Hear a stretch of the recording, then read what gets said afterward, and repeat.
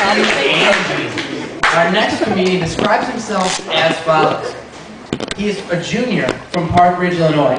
He started working in comedy in 7th grade when he played Regis Philbin in a parody of Who Wants to Be a Millionaire in his school. And currently he says he's attending Regis's school, which probably means something, but he's not sure why.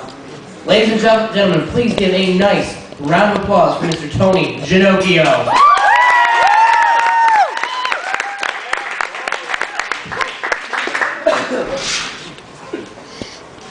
Last time I was on stage was a couple weeks back.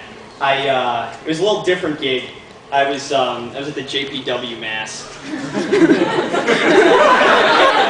They let me read, which was cool. But like, even though it was a different gig, they say the same thing to you before you go on stage here as they do there. They're like, okay, whatever you do, when you get the mic up there, try and keep the racist jokes to a minimum.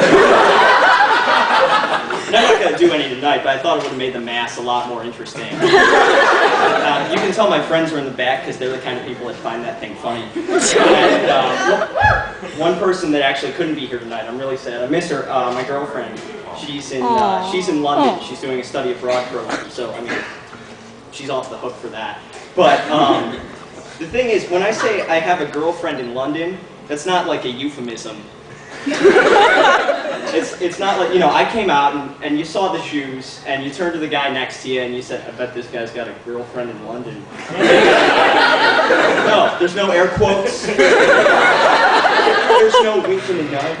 There's nothing. She's a real person, and it doesn't really bother me. It's just I'm surprised how fast my friends just rush to that judgment. I don't know what I'm doing wrong. You know, I'm in my room the other day. My friend walks in, and I'm, you know, just relaxing. I'm enjoying some Project Runway on TV. I'm drinking a Smirnoff Ice. I'm online shopping for the dresses that they're making on Project Runway. He's just, well, how's that girlfriend in London doing, Tony? Shut up, she's real, jackass. If you ever had a close friend, like, go overseas for a semester, or even if you've, like, been away from your girlfriend for the summer, you know it's hard to keep in touch and not hang out for that long. I don't need to explain it to you, but every time I run into an adult and this comes up in conversation, apparently they don't get it, because I get the same question every time, same damn question.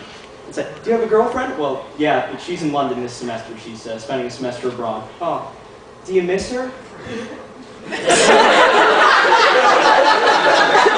We're gonna do this? You know, and sometimes I pretend I'm surprised, you know, I give them like, I guess I do. That's what this feeling is. Thank you. Thank you for asking. I feel like we broke some real ground here. Sometimes I'm just a jackass. Do you miss her? Nah.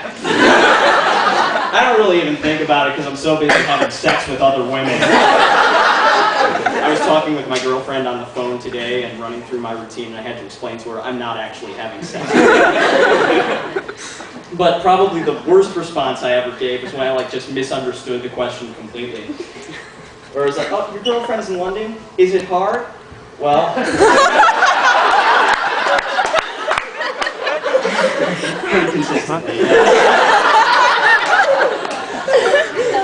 That's not the hardest part of the whole thing, though. The hardest part of the whole thing is, you know, I'm a really insecure guy. You may be picking up on that. But, you know, she's such a wonderful girl. She'd never cheat on me in a million years. But I'm flipping through channels the other day, and I land on this Hugh Grant movie.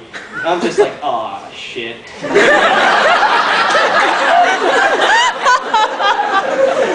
What if she runs into Hugh Grant? How the balls am I going to compete with Hugh Grant? He's irresistibly charming. He'll walk up to her, he'll be all perplexed.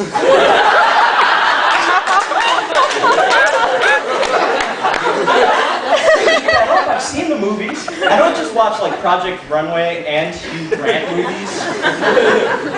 So in an attempt to be more masculine this year, I started watching American Gladiators. Which is a great show. It's a great show for people like me that go, you know, I love watching sports, but it's just so complicated. Is there any sort of show where it's just guys with Nerf bats just wailing on each other? And that'll make me feel really patriotic when I'm watching it?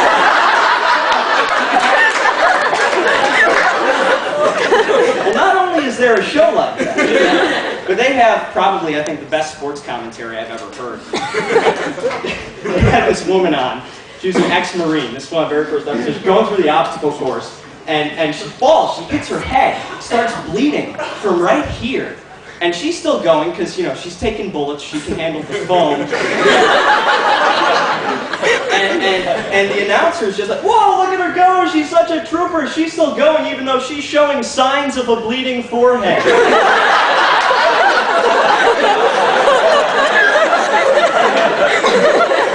No!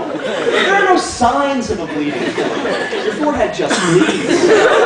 You don't roll her into the hospital, have the doctors look at her, go, oh my, she's showing signs of a bleeding forehead. Really? What signs? Well,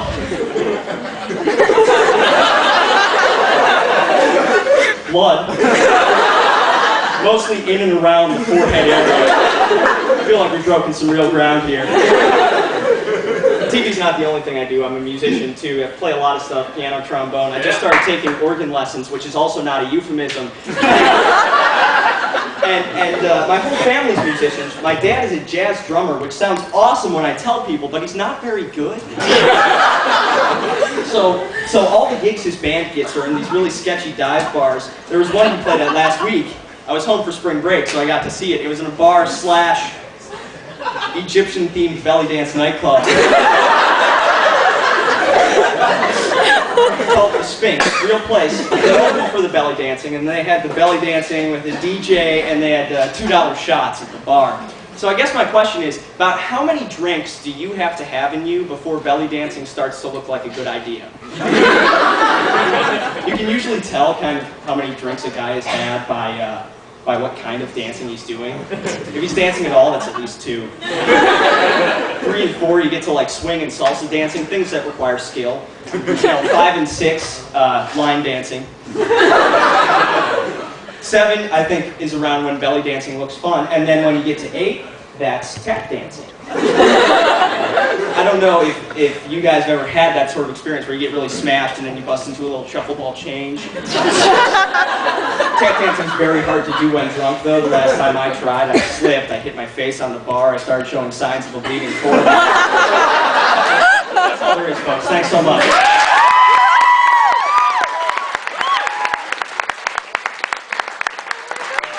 Tony, good job. Let's talk over to our panel and see what they have to say. That was very professional. That was great. Love the bits. I like how you mixed it up. Real good. Thank you.